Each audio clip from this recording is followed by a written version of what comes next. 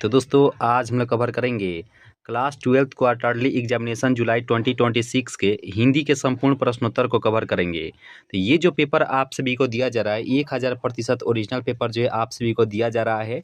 तो जो भी विद्यार्थी पहली बार जुड़े हैं इस परिवार से तो प्लीज़ सब्सक्राइब भी कर लीजिएगा। दोस्तों में भी चलिए हम लोग बारी बारी से देखते हैं प्रश्नोत्तर को। तो सबसे पहले यहाँ पे देख सकते हैं ओरिजिनल पेपर है, ठीक है। और यहाँ पे सबसे पहले खंड अ में आते हैं तो 1 से 70 तक ऑब्जेक्टिव रहेंगे, जिनमें से आपको कि नहीं 40 साल का उत्तर जो है ओएमआर शीट में जो भरना होता है। चलिए हम प्रश्नोत्तर की तरफ चलते हैं और यहाँ पे प्रश्नोत्तर है। ये जो आप सभी को पेपर दिया जा रहा है 1000% ओरिजिनल पेपर जो है दिया जा रहा है। तो यहाँ पे प्रश्नोत्तर है कि जिस स्वर के उच्चारण में तिगुना समय लगे उसे हम लोग क्या कहते हैं। तो यहाँ पे इसका राइट आंसर क्या मारेंगे, इसे हम जो है प्लुप्त स्वर कहते हैं। ऑप्शन नंबर सी जो है इसका सही आंसर हो जाएगा। चलिए यहाँ पे प्रश्नोत्तर है कि उच्चारण में वायु प्रक्षेप की दृष्टि से व्यंजनों के कितने भेद होते हैं। तो यहाँ पे इसका राइट आंसर क्या मारेंगे, तो देखिए इस सवाल का हो जाएगा ऑप्शन नंबर ए हो जाएगा। 2 जो है इसका सही आंसर हो जाएगा ऑप्शन नंबर ए। चलिए यहाँ पे झ वर्ण का उच्चारण स्थान क्या होगा। तो यहाँ पे झ वर्ण की बात करें तो हो जाएगा, तो ऑप्शन नंबर यहाँ पे क्या मारेंगे, तो यहाँ पे इसका सही आंसर हो जाएगा तालु हो जाएगा। ऑप्शन नंबर यहाँ पे बी मारेंगे, ठीक है, ऑप्शन नंबर बी मारेंगे। भाषा या वाणी की सबसे छोटी इकाई क्या होती है। तो भाषा या वाणी की सबसे छोटी इकाई क्या होती है, तो यहाँ पे इसका सही आंसर आप सभी को कमेंट बॉक्स में बताना है। और पहली बार जुड़े होंगे तो जल्दी से सब्सक्राइब भी कर लीजिएगा और दोस्तों में जो आप सभी जो है वीडियो को शेयर भी करने का प्रयास करेंगे।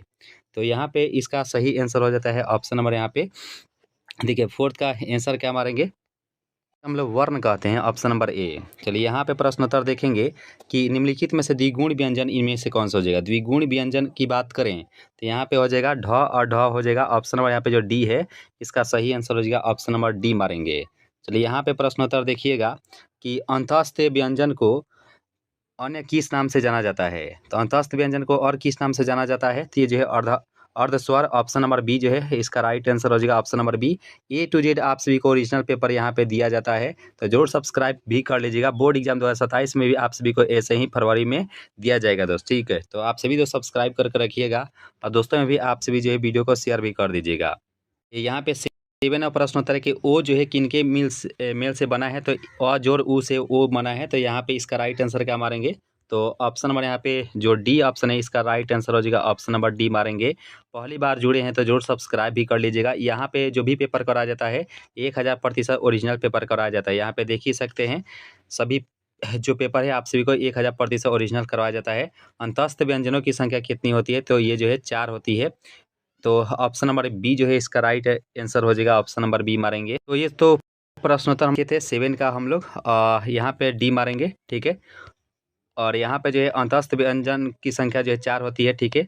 और यहाँ पे जो है इसका देखे ही थे उष्म व्यंजन की बात करें तो उष्म व्यंजन जो है 100 होता है, तलाबे स, मूर्धन्य स, दंती स, ये हर ह होते हैं 4 होती है। और यहाँ पे ज्ञ की बात करें तो ज्ञ जो है ज जोर ज्ञ होता है। ऑप्शन नंबर यहाँ पे जो ए है इसका राइट आंसर हो जाएगा option number A is the right answer for इसको, ऑप्शन नंबर ए। पहली बार जुड़े होंगे तो प्लीज़ सब्सक्राइब भी कर लीजिएगा। और यहाँ पे 11वां प्रश्नोत्तर देखेंगे कि निम्नलिखित में से कौन भाववाचक संज्ञा का उदाहरण हो जाएगा। भाववाचक संज्ञा यहाँ पे शत्रुता हो जाएगी। ऑप्शन नंबर ए जो है इसका राइट आंसर हो जाएगा, ऑप्शन नंबर ए मारेंगे, ठीक है। सेशन अगर अच्छी लगे तो वीडियो को लाइक कर दीजिएगा। पहली बार जुड़े होंगे तो प्लीज़ सब्सक्राइब भी कर लीजिएगा। चलिए यहाँ पे प्रश्नोत्तर देखेंगे कि खानदान जो है किस संज्ञा का उदाहरण हो जाएगा। खानदान, तो खानदान जो है ये जातिवाचक संज्ञा का उदाहरण हो जाता है। ऑप्शन नंबर यहाँ पे जो बी ऑप्शन है इस सवाल का बिल्कुल ही करेक्ट आंसर हो जाता है, ऑप्शन नंबर बी। चलिए निम्नलिखित में से कौन जो है पुल्लिंग शब्द है। तो पुल्लिंग शब्द यहाँ पे पूछा गया है तो ये हो जाएगा गिरगिट। गिरगिट जो है ये पुल्लिंग शब्द होता है जो कि रंग बदलता रहता है। तो ऑप्शन नंबर यहाँ पे D is the right answer for इसको, ऑप्शन नंबर डी मारेंगे, ठीक है। चलिए यहाँ पे प्रश्नोत्तर देखेंगे कि निम्नलिखित में से स्त्रीलिंग शब्द इनमें से कौन सा हो जाएगा। स्त्रीलिंग शब्द की बात करें तो यहाँ पे हो जाता है ऑप्शन नंबर यहाँ पे क्या मारेंगे, तो छती हो जाएगा। ऑप्शन नंबर बी जो है इसका राइट आंसर हो जाएगा, ऑप्शन नंबर बी। चलिए यहाँ पे ल लाइन में जो है कौन सा यहाँ पे प्रत्यय जो है जुड़ा हुआ है, तो प्रत्यय की क्या होता है, तो अंतिम पद प्रधान होता है। तो ल लाइन का हो जाएगा आइन, इसका राइट आंसर हो जाएगा ऑप्शन नंबर ए मारेंगे, ठीक है। चलिए यहाँ पे प्रश्न होता देखेंगे शेरनी। तो शेरनी में जो है कौन सा प्रत्यय जो है जुड़ा हुआ है, तो शेर एक प्रकार का शब्द होता है, इसमें जुड़ा है नी। तो यहाँ पे ऑप्शन नंबर बी जो है इसका राइट आंसर हो जाएगा, ऑप्शन नंबर बी। ये जो पेपर आप सभी को दिया जा रहा है 1000% ओरिजिनल पेपर जो दिया जा रहा है। तो पहली बार जुड़े होंगे तो प्लीज़ सब्सक्राइब भी कर लीजिएगा, दोस्तों में जो है शेयर कर दीजिएगा। तो ये तो देखे ही थे। और 7 घोड़े जो है दौड़ रहे हैं, इस वाक्य में 7 घोड़े जो है कौन से जो है विशेषण के उदाहरण हो जाएंगे। तो यहाँ पे इसका राइट आंसर क्या मारेंगे? तो देखिए दोस्त, इसका सही आंसर बताइएगा। तो 7 घोड़े की बात करें तो यहाँ पे 17 का राइट आंसर हो जाएगा ऑप्शन नंबर यहाँ पे जो ये जो है निश्चित संख्यावाचक हो जाएगा। ऑप्शन नंबर ए जो है इसका राइट आंसर हो जाएगा। ऑप्शन नंबर ए मारेंगे। चलिए यहाँ पे प्रश्नोत्तर देखेंगे कि निम्नलिखित में से कौन सा शुद्ध वाक्य है। तो शुद्ध वाक्य यहाँ पे चारों ऑप्शन को देखिएगा। तो यहाँ पे हड़ताल जो खत्म हो गई, ऑप्शन नंबर बी जो है इस सवाल का बिल्कुल ही करेक्ट आंसर हो जाएगा। Option number B. पहली बार जुड़े होंगे तो जरूर सब्सक्राइब भी कर लीजिएगा, दोस्तों में भी जो है शेयर कर दीजिएगा। और नेक्स्ट प्रश्नोत्तर है कि निम्नलिखित में से कौन सा शब्द जो है हमेशा एक वचन में प्रयुक्त होता है। तो एक वचन में निम्नलिखित में से कौन सा हो जाएगा? तो प्रत्येक, प्रति जो एक। ऑप्शन नंबर ए जो है इसका राइट आंसर हो जाएगा। ऑप्शन नंबर ए मारेंगे। चलिए यहाँ पे प्रश्नोत्तर देखेंगे कि राम जाति से क्षत्रिय थे। तो यहाँ पे इसका राइट आंसर क्या मारेंगे कि राम जो है जाति से क्षत्रिय थे, इसमें कारक कौन सा हो जाएगा? तो कारक का करण से। तो ऑप्शन नंबर यहाँ पे जो बी ऑप्शन है इसका राइट आंसर हो जाएगा। Option number B. तो यहाँ पे करण से हो जाएगा। चलिए नंबर प्रश्नोत्तर के बाद 21 नंबर प्रश्नोत्तर कि सर्वनाम के कितने भेद होते हैं। तो सर्वनाम के यहाँ पे भेद की बात करें तो जो है 6 गो भेद होते हैं यहाँ पे। ऑप्शन नंबर सी जो है इसका राइट आंसर हो जाएगा। ऑप्शन नंबर सी मारेंगे। चलिए नेक्स्ट प्रश्नोत्तर कवर करते हैं। और पहली बार जुड़े होंगे तो जरूर सब्सक्राइब भी कर लीजिएगा सभी विद्यार्थी। सर्वनाम इनमें से कौन सा नहीं है? तो ये हारा नहीं है, तो ऑप्शन नंबर सी हो जाएगा। दुस्साहस में कौन सा उपसर्ग है? तो यहाँ पे ऑप्शन नंबर बी जो है इसका राइट आंसर होगा। 23 का मारेंगे ऑप्शन नंबर बी।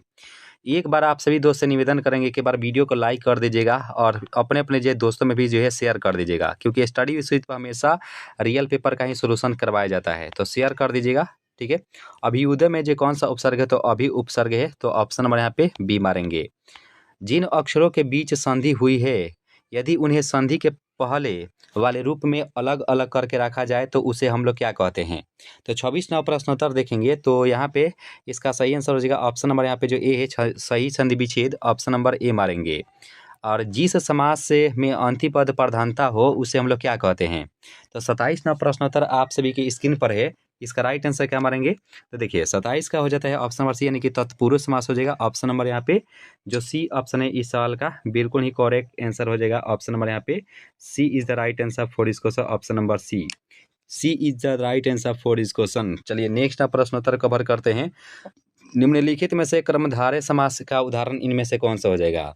कर्मधारय समास यहाँ पे हो जाएगा ऑप्शन नंबर 28 का जो बीरबाला हो जाएगा। ऑप्शन नंबर यहाँ पे सी मारेंगे। C is the right answer for इसको ऑप्शन नंबर सी। चलिए यहाँ पे प्रश्न होता देखेंगे केला। केला का प्रवाची शब्द क्या होता है? तो केला का कदली हो जाएगा, यानी कि जो D4 है देवसेना, राइट आंसर हो जाएगा ऑप्शन नंबर डी। चलिए था लेना जो है मुहावरे का अर्थ क्या होता है? 30 ना प्रश्नोत्तर देखेंगे कि था लेना मुहावरे का अर्थ क्या होता है जी। तो 30 का राइट आंसर हो जाएगा ऑप्शन नंबर सी, यानी कि जांच लेना। किसी को था लेने यानी कि जांच लेना होना होता है, यानी कि जो सी ऑप्शन है इसका सही आंसर हो जाएगा ऑप्शन नंबर सी। चलिए निम्नलिखित में से रूढ़ शब्द इनमें से कौन सा हो जाएगा? तो रूढ़ शब्द की बात करें, यानी कि पंकज बोल सकते हैं, जो कि पाँख में जो जन्म लेता है पंकज, जैसे कमल बोल सकते हैं, यही जो है रूढ़ शब्द है। 31 का मारेंगे ऑप्शन सॉरी पंकज नहीं, ये तो नहीं, योग रूढ़ नहीं हुआ, यहाँ पे सागर हो जाएगा रूढ़। ऑप्शन नंबर यहाँ पे जो बी है इसका राइट आंसर हो जाएगा ऑप्शन नंबर बी। बी इसका सही आंसर हो जाएगा, ठीक है। पंकज ये दूसरा योग रूढ़ हो जाएगा, ठीक है। यहाँ पे सागर हो जाएगा ऑप्शन नंबर बी। निम्नलिखित में से तद्भव शब्द कौन सा हो जाएगा? तो तद्भव 32 का हो जाएगा डी, काजल जो है इसका राइट आंसर हो जाएगा ऑप्शन नंबर यहाँ पे जो डी ऑप्शन है इसका सही आंसर हो जाता है ऑप्शन नंबर डी। बाल कृष्ण भट्ट के निबंधों का संग्रह क्या होता है? तो 33 नंबर प्रश्नोत्तर है कि बाल कृष्ण भट्ट के निबंधों का संग्रह क्या होता है? तो यहाँ पे हो जाएगा बाल कृष्ण भट्ट के जो है निबंधवावली। तो यहाँ पे इसका राइट आंसर हो जाएगा ऑप्शन नंबर डी। और आप सभी जानते हैं कि यहीं पे सभी से पहले जो ओरिजिनल पेपर दिया जाता है, तो आप सभी दोस्त सब्सक्राइब कर लीजिएगा। अपना अपना जो है जिला भी कमेंट बॉक्स में बताइएगा कि आप सभी कौन से जिला से इस वीडियो को देख रहे हैं। तो चलिए यहाँ पे कौन सा प्रश्न होता था? तो 33 के बाद यहाँ पे 34, बाल कृष्ण भट्ट जो किस युग के साहित्यकार हैं? तो यहाँ पे ये 25 नंबर शायद छूटा था क्या? तो अगर छूटा था तब 25 का राइट आंसर क्या मारेंगे? महौषध किस स्वर संधि का उदाहरण है? तो यहाँ पे 25 का मारेंगे डी, यानी कि वृद्धि संधि। अगर छूटा होगा तो मार लीजिएगा वृद्धि संधि।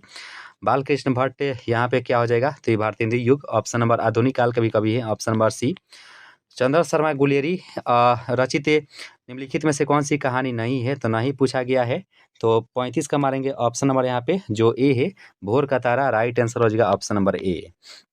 मलिक उमा जायसी जी का जन्म जो है किस सदी के उत्तरार्ध में हुआ था, तो 36 का राइट आंसर हो जाएगा ऑप्शन नंबर सी, 15वीं सदी में, ऑप्शन नंबर सी मारेंगे। चलिए, उसने कहा था शीर्षक कहानी में सुबेदारनी के पुत्र का क्या नाम था, तो यहाँ पे इसका राइट आंसर बताइएगा।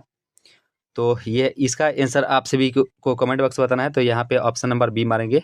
ठीक है, चलिए नेक्स्ट हम प्रश्नोत्तर देखेंगे। और यहाँ पे प्रेमाख्या काव्य परंपरा के कवि कौन है, तो यहाँ पे हो जाएगा ऑप्शन नंबर सी जो है मलिक मुहम्मद जायसी जी, ऑप्शन नंबर सी मारेंगे। चलिए, यहाँ पे बातचीत शीर्षक एक प्रकार का जो क्या है, तो एक प्रकार का ललित निबंध होता है, ऑप्शन नंबर ए मारेंगे, जो कि बालकृष्ण भट्ट की है। रॉबिन्सन क्रूसो कितने वर्षों के उपरांत मनुष्य मुख देखा, तो यहाँ पे 40 का हो जाएगा सी जो है इसका राइट आंसर हो जाएगा ऑप्शन नंबर सी। तो हम लोग को 40 प्रश्नोत्तर का ही आंसर देना वाला है। और लाना सिंह कहाँ के रहने वाले थे, तो माझे, याद रखेंगे। ठीक है, तो आप सभी को 40 प्रश्नोत्तर का आंसर देना होता है। ठीक है, तो हम अच्छे से 40 प्रश्नोत्तर का कवर करवा चुके हैं। पहली बार जुड़े होंगे तो जरूर सब्सक्राइब भी कर लीजिएगा, और अगर व्हाट्सएप ग्रुप से नहीं जुड़े होंगे तो जुड़ जाइएगा, वहीं पे आप सभी को PDF दिया जाता है। ठीक है, तो जुड़ जाइएगा सभी विद्यार्थी, सब्सक्राइब कर लीजिएगा, दोस्तों में शेयर कर दीजिएगा। ये जो पेपर दिया गया है 1000% रियल पेपर दिया गया है। तो मिलते हैं आपसे सब्जेक्टिव वाला सेशन में, तो अभी के लिए इतना ही दोस्तों। Thank you so much. Vande Mataram.